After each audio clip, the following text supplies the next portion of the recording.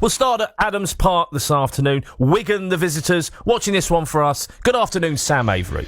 Yeah, afternoon, Luke. In the Adams Park sunshine, which is nice to see. Two changes from the Chairboys side that beat Bristol Rovers in Mike Dodd's first home game in charge on Tuesday night. There's also big team news as well on the bench, where Richard Kone returns. He's been out for 3 weeks through injury. He's on the bench this afternoon. The two, though, to come into the starting 11 are Jasper Pattenden, also back from injury. He's not featured since Christmas, and Gareth McCleary as well. While Finn Back drops out, Fred Onyedinma drops to the bench. So for the Chairboys, it's Will Norris in goal. Back four of Dan Harvey, Caleb Taylor, Joe Lowe and Jasper Pattenden. Same midfield trio as Tuesday night. Xavier Simons, Josh Scowen and Cam Humphreys. And a front three of Gareth McCleary, Berily Labala and Dan Udo. On the bench for the Chairboys, Ravizoli, Leahy, Kodua, Kone, Bradley, Onyedinma and Alex Lowry, as well as the top scorers in League One, face the lowest scorers in League One. Wycombe in second have now opened up a 5-point gap to Wrexham in third. They'll have a chance to extend that as well this afternoon, with Wrexham not playing until tomorrow. There's a chance for the Chairboys to win back-to-back league games, which they haven't done since November. It's been pretty stop-start since then for the Chairboys in terms of form. Mike Dodds will be keen to get another win, having got his first win as Wycombe boss in the last game on Tuesday, as they take on a Wigan side, 5 without victory in all competitions. It's Wycombe Wanderers against Wigan Athletic. Sam Avery, who's at Adams Park, much improved display. Yeah, it was. The balance that we spoke about on Tuesday that wasn't there against Crawley certainly was there in the midfield, I thought, against Bristol Rovers on Tuesday night. I thought Xavier Simons was terrific in that holding midfield role, did exactly what everyone hoped he would in terms of sort of filling that void that they've been lacking since Aaron Morley left. And they just, as Mike Dodd said, they just controlled the game. Bristol Rovers had one chance in the first half, a Sinclair header that was well saved. Other than that, nothing really. And Wycombe defensively recently I think have been really impressive. Mike Dodd says there, the fact that he's worked on trying to improve Wycombe defensively, because certainly earlier in the season they were scoring a lot of goals but also conceding a lot of goals as well, whereas now they're not scoring as frequently but they are keeping more clean sheets. In fact, they've not conceded twice in a game this calendar year. The last time they conceded 2 or more goals in a game was that 2-1 defeat at Charlton at the end of December. So since the turn of the year they've not conceded more than once in a game, which is really good run of form defensively. I mean, Joe Lowe's come back from injury, he's been imperious, reformed that partnership with Caleb Taylor that served Wycombe so well in the first half of the season, and they just don't look like conceding in games. I mean, even the one goal they have conceded under Mike Dodds was against Crawley, and it was an absolute worldie. It was a 25-yard strike with the outside of his boot from Will Swan into the top corner. You can't defend that, but they have looked really good defensively. They look in control of games at the moment, Wycombe, which is a great platform to build off. What kind of impact do you think the January signings have had then? Well, the ones that have played, because we're still waiting to really see some of them. I mean, James Berry hasn't featured at all yet. He's not even been in any of the squads. The two Danish signings, Helskier and Vestergaard, have kind of been bit part players so far.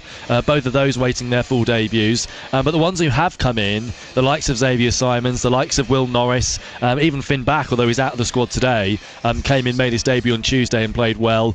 Simons is exactly what they've been missing, I think, in that midfield role. I thought he was excellent on Tuesday, and Will Norris has come in and again shown why they've recruited him, which was harsh on Ravizoli. I mean, funny enough, one of Ravizoli's best performances this season was the match at Wigan, the reverse fixture, when Wycombe won 1-0, and he made 2 or 3 really good saves to keep it that way. And there have been a few games like that this season, but clearly there's maybe a lack of confidence in him, maybe sort of commanding his area and his distribution maybe, and that's why they recruited Will Norris in January. But he's come in and has done well too. Sonny Bradley's come in and added that experience at the back.